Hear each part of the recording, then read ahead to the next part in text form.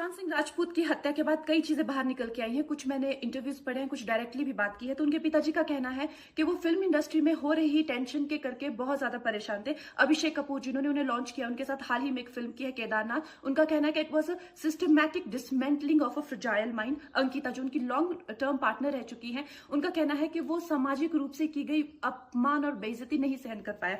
तो अब मैं आपको बताऊंगी कि मूवी माफिया ने ना कि सिर्फ उनको बैन किया था, सिस्टमैटिक डिसमेंटलिंग, कैसे कतरा कतरा करके उनका दिमाग तोड़ा गया है, उनको मारा गया है।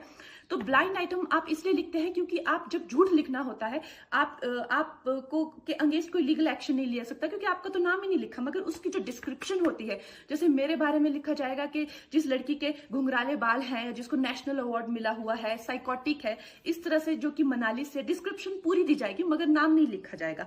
23 अगस्त 2017 को बॉलीवुड लाइव सुशांत के बारे में लिखता है कि वो जब भी सेक्स करता है तो सिर्फ अपने ही गाने सुनता है, वो सबसे बड़ा नार्सिसिस्ट है। 16 दिसंबर 2016 में मुंबई मिरर लिखता है कि सुशांत एक ट्रक ड्राइवर की तरह लगता है। 22 फरवरी 2019 को मुंबई मिरर लिखता है कि पार्टी में तमाशा करने के बाद सुशांत ने कांच की बोतल एक डायरेक्टर के सर पे दे मारी। 18 अक्टूबर 2018 को डीएनए लिखता है कि सुशांत ने अपने को एक्टर का रेप किया और वो मीटू के चलते अब जेल जा सकता है। और ऐसी न जाने कितने अनगिनत झूठ।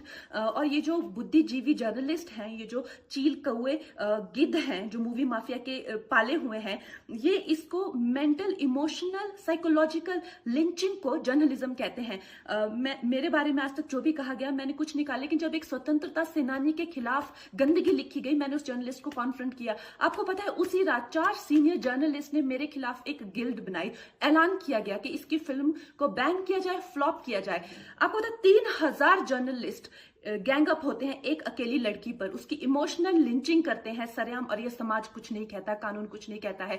मैंने उन पे केस करने की कोशिश की मगर 1 महीने बाद वो गायब हो गए, मेरी फिल्म रिलीज हुई, गायब हो गए। तो मेरा कहने का मतलब ये है कि अगर ये समाज जिस अन्याय की बुनियाद पर खड़ा है और कभी आवाज नहीं, आप ये पढ़ते हैं, चटकारे लेते हैं, कभी आपने सोचा है कि कभी नेपो किड्स के बारे में ये क्यों नहीं लिखा जाता है?